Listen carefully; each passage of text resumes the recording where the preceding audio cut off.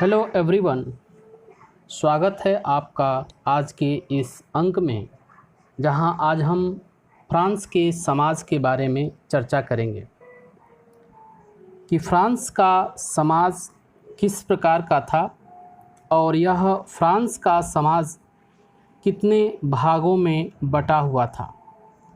जैसा कि हम आगे देखेंगे कि फ्रांस की क्रांति में एक कारण सामाजिक कारण था, जो समाज से ही संबंधित था, फ्रांस के समाज से ही संबंधित था, और वह फ्रांस के समाज के एक वर्ग का दूसरे वर्ग के साथ सामंजस्य न होना, एक दूसरे में वैमनस्यता का भाव होना, जिसका कारण था विशेषाधिकार।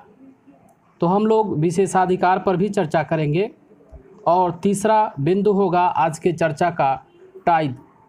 इस तरह आज के इस अंक में हम 3 बिंदुओं पर चर्चा करेंगे: फ्रांस का समाज, विशेषाधिकार और फ्रांस के क्रांति में मुख्य भूमिका निभाने वाले कर, जिसमें धार्मिक कर टाइद का भी चर्चा करेंगे। फ्रांस का समाज 3 स्टेट्स में विभाजित था, और वह 3 स्टेट्स थे: प्रथम स्टेट, द्वितीय स्टेट और तृतीय स्टेट। प्रथम स्टेट पादरी वर्ग को कहा गया, द्वितीय स्टेट कुलीन वर्ग को, और तृतीय स्टेट जनसाधारण वर्ग से संबंधित था। इस तृतीय स्टेट में समाज के सामान्य लोग थे, जिसमें छोटे व्यवसायी, व्यापारी, अदालती कर्मचारी, वकील, किसान, कारीगर, छोटे किसान, भूमिहीन मजदूर और नौकर आदि। इस तरह जो समाज का विभाजन 3 वर्गों में था, उन 3 वर्गों में तृतीय स्टेट जनसाधारण वर्ग के लोगों की संख्या सबसे अधिक थी। अब चर्चा करते हैं विशेषाधिकार की, कि विशेषाधिकार क्या था। विशेषाधिकार वह अधिकार था जो फ्रांस के समाज में जन्म लेने मात्र से ही प्राप्त हो जाता था, और यह विशेषाधिकार फ्रांस में प्रथम और द्वितीय स्टेट के पादरी और कुलीन वर्ग के लोगों को प्राप्त था, जो जन्मतः प्राप्त था, जन्म लेने से ही मिल जाता था।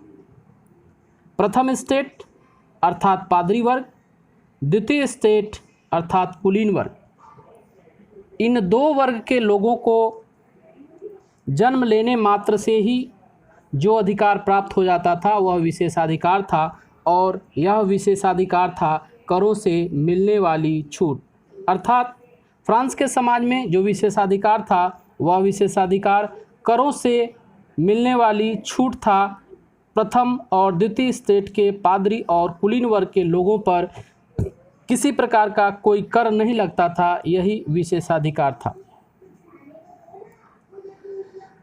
फ्रांस के समाज के प्रथम और द्वितीय स्टेट के लोगों से किसी प्रकार का कर नहीं लिया जाता था, और जो कर लिया जाता था, जो करों का भार था, वह केवल तृतीय स्टेट अर्थात जनसाधारण वर्ग पर था।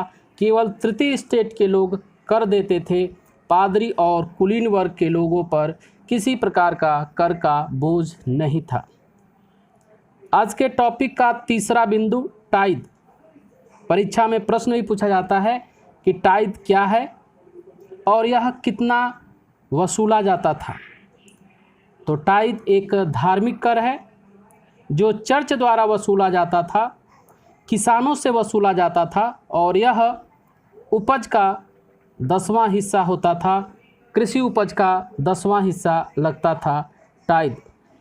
इस तरह आज के इस अंक से हम यह जाने कि फ्रांस का समाज कितने वर्गों में विभाजित था, और फ्रांस के समाज में किन वर्ग के लोगों को विशेषाधिकार प्राप्त था।